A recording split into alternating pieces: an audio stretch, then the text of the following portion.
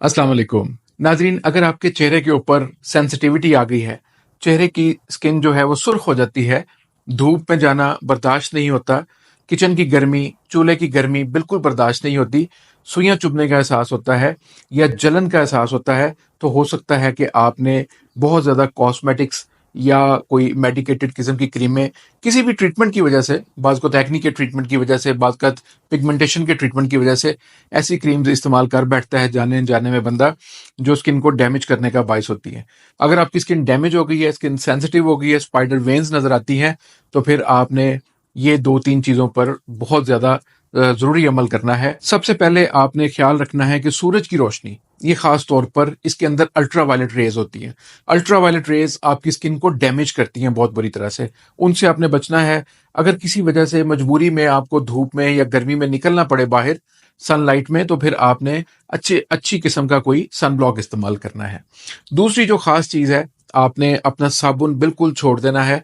साबुन केमिकल की बेस पे बना हुआ एक ऐसा एजेंट होता है जो स्किन के ऊपर सफाई करने का काम तो करता है, लेकिन वो इतना हार्शली करता है कि स्किन की जो लेयर पहले डैमेज है और मजीद उनके अंदर प्रॉब्लम पैदा होती है और ज़्यादा खराबी पैदा हो जाती है। तीसरी जो चीज़ है वो ये है कि आपने हीलर इस्तेमाल करना है। ये हीलर आपने दिन में 4-5-6 दफ़ा हर 2-3 घंटे के बाद 2-3 घंटे के बाद अपनी स्किन पर लगाना है। अगर बजट इजाज़त दे तो साथ में फेस वॉश इस्तेमाल करें, वरना सादा पानी। फेस वॉश, ये वाला फेस वॉश इस्तेमाल कर लें, बहुत अच्छा है, ऑर्गेनिक बना हुआ है।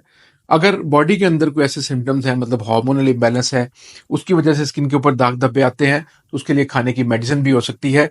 बिला वजह बेतहाशा ऐसी क्रीमों का इस्तेमाल जिनसे पीलिंग करके रंग को साफ सुथरा जो रिजल्ट्स लेने की कोशिश की जाती है, वो बिल्कुल नहीं करना। नाइट क्रीम के नाम पर जितनी भी चीज़ें अवेलेबल हैं, वो सब की सब समझ लें कि पीलिंग के बाइस बनती हैं, स्किन को पील करती हैं, स्किन को डैमेज करती हैं, उनसे आपने बचना है।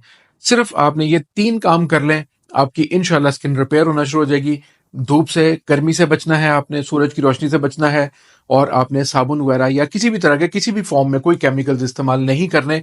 और तीसरा, आपने ये हीलर इस्तेमाल करना है, ये फेस वॉश इस्तेमाल करना है, और साथ में अगर हो सके तो खाने की मेडिसिन अकॉर्डिंग टू सिम्टम, ताकि बॉडी को अंदरूनी तौर पर भी सपोर्ट मिले, तो आपकी स्किन इंशाल्लाह हील होना शुरू हो जाएगी और आपको भी इस अजाब से छुटकारा मिल जाएगा इंशाल्लाह।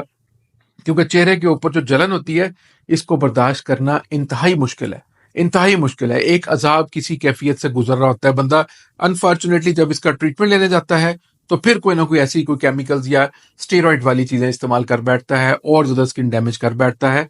इसलिए ऐसी चीज़ें बिल्कुल इस्तेमाल ना करें। ये प्योर और ऑर्गेनिक है।